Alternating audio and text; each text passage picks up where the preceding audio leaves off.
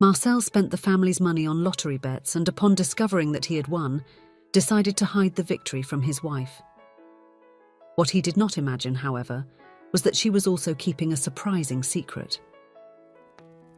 Hello, my friends. I am Linda, and this is Linda's Love Stories. I hope you enjoy this story. Carol and Marcel were a young couple facing the challenges of life with love and determination. They lived in a small rented apartment in the suburbs of a bustling city, where they were raising their 1-year-old son. The apartment was simple but cozy, decorated with modest furniture and family photos on the walls. Carol, a 28-year-old woman, had wavy brown hair and eyes that shone with optimism. Even in the most difficult moments, she kept a smile on her face and a positive attitude. Before the birth of their son, Carol worked as a secretary in an office, but the couple decided she would stay home to take care of the baby during his early years. Marcel, at 30 years old, was a tall and strong man with dark skin and a captivating smile. He worked as a doorman in a middle-class condominium, where he spent long hours observing the lives of more affluent residents. Despite the fatigue, Marcel always came home with the energy to play with his son and talk with Carol about their dreams for the future. Every night, after dinner, Marcel dedicated himself to studying to become an electrician. He dreamed of having his own business one day, but for now he focused on learning the trade to get a better job. Carol supported him unconditionally, reviewing the material with him and making coffee to keep him awake during the long study nights. The small apartment was filled with the sound of the baby's laughter and the smell of homemade food that Carol prepared with care. Despite financial difficulties, the love between them was palpable, like a warm blanket that enveloped them on the coldest days. On a sunny Saturday afternoon, Marcel was on his shift at the condominium when one of the residents, a middle-aged man always well-dressed, approached the gate.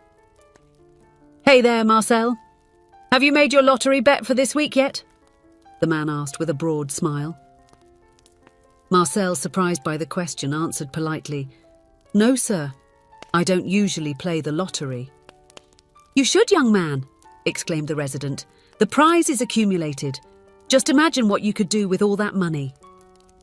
The man's words echoed in Marcel's mind for the rest of the day.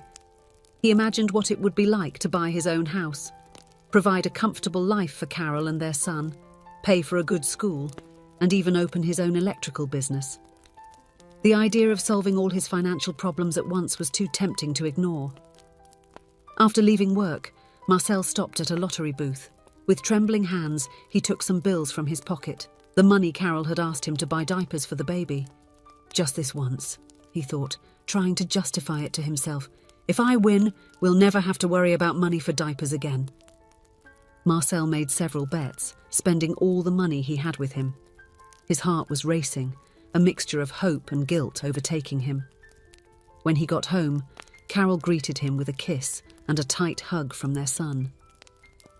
"Love, did you bring the diapers?" Carol asked, as she placed the baby on the floor to crawl. Marcel's face paled. The reality of what he had done hit him like a punch in the stomach. I forgot," he stammered, avoiding looking into his wife's eyes. Carol frowned, confused. "What do you mean, forgot?" "Marcel, you know we're on the last diaper. What are we going to do now?"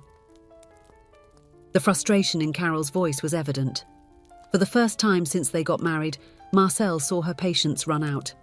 Carol's usually serene face was now tense, her lips pressed into a thin line. "I'm sorry, Carol. I made a mistake," Marcel admitted, the shame weighing heavily on his shoulders.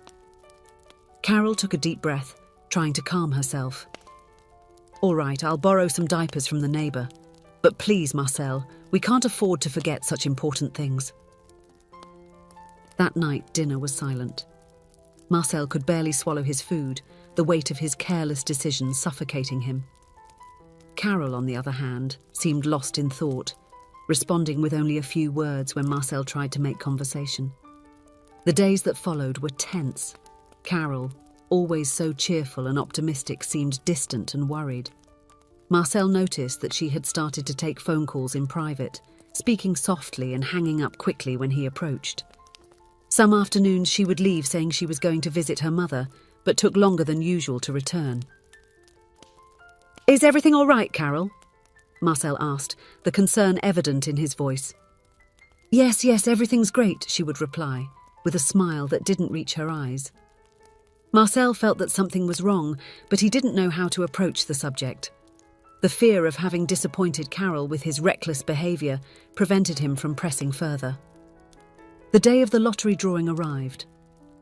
Marcel could barely concentrate at work, his heart racing every time he thought about the numbers he had picked. On the night of the drawing, he was glued to the television, anxiously checking the numbers that appeared on the screen. And then it happened. The numbers matched. Marcel had won the grand prize. The initial shock gave way to indescribable euphoria. Marcel wanted to scream, jump, tell everyone. But then he looked at Carol, who was nursing the baby in the next room, unaware of the drastic change that had just occurred in their lives. In that moment, Marcel decided to keep the secret for a while. He wanted to surprise Carol, to give her and their child everything they had always dreamed of. In the days that followed, Marcel maintained his usual routine, going to work as a doorman and studying at night. Secretly, he started looking for houses for sale, wanting to find the perfect home for his family.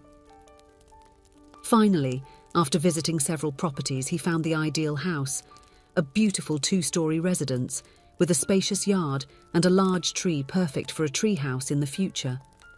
Marcel bought the house without hesitation, barely able to wait to show it to Carol. He planned to take the family to see their new home that very afternoon, after his shift at the condominium. However, fate had other plans.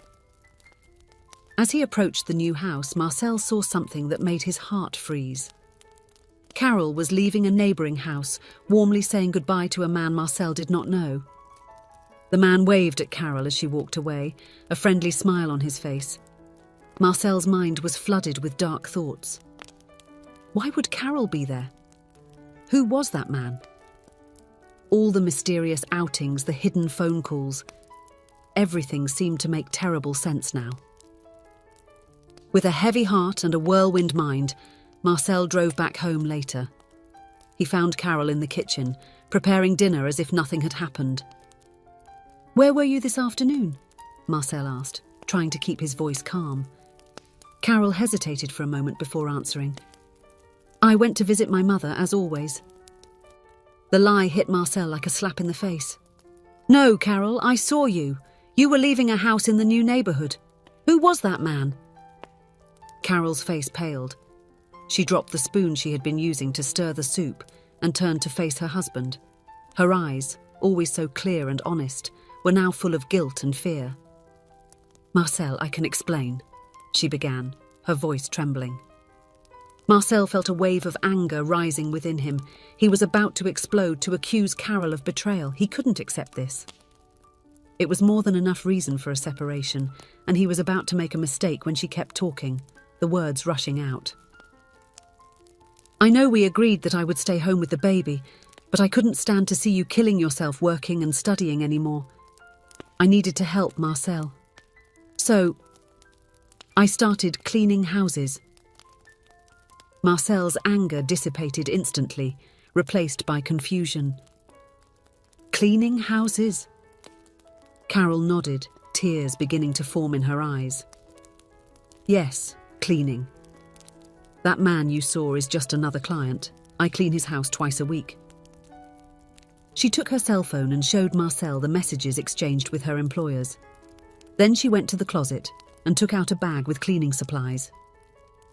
"Here," she said, handing Marcel an envelope. "It's the money from the last cleaning jobs. I was saving it to surprise you, maybe to pay the next rent." Marcel was stunned. All the suspicion and anger he had felt moments before turned into profound shame. He had doubted Carol, the woman who had always been by his side, who had always supported him in every moment. "Carol, I'm so sorry," Marcel stammered, the tears now streaming freely down his face. I thought I believed. Carol approached and hugged him tightly. I know, my love. I'm sorry for hiding this from you. I just wanted to help, but I was afraid that you would feel diminished or think that I didn't trust your ability to provide for the family. Marcel returned the hug, feeling Carol's love and loyalty surrounding him. In that moment, he realized how foolish he had been to doubt her, even for an instant. Carol, I have something to confess as well, Marcel said, gently pulling away from the embrace. He told her about the lottery, about how he had won the $1 million prize and bought a new house for them. Carol listened with wide eyes, alternating between expressions of surprise, joy, and concern. But Marcel, why didn't you tell me earlier? She asked when he finished speaking. I wanted to surprise you. I wanted to take you there and see your face when you discovered that we had our own house, he responded, a little embarrassed. But now I see that hiding this from you was a mistake. We are a team. We should have made this decision together. Carol smiled, her eyes shining with love and understanding. You're right. We are a team. And now how about we go see our new house? Marcel grabbed the car keys while Carol prepared the baby. The journey to their new house was filled with lively conversations about their plans for the future. When they finally arrived, Marcel made a point of carrying Carol over the threshold, just as he had dreamed of doing since their wedding day. Carol's reaction upon seeing the house was everything Marcel had imagined, and more. She ran from room to room, exclaiming with joy at each new detail she discovered. The baby, caught up in the parents' excitement, clapped their hands and laughed. In the backyard, under the large tree, Marcel embraced Carol and their child. Welcome to our new home, he said, his voice choked with emotion. In the months that followed, Marcel and Carol worked together to transform not only the house but also their lives. With the prize money, they opened a residential cleaning and repair business, combining Carol's experience with cleaning and Marcel's knowledge of electricity.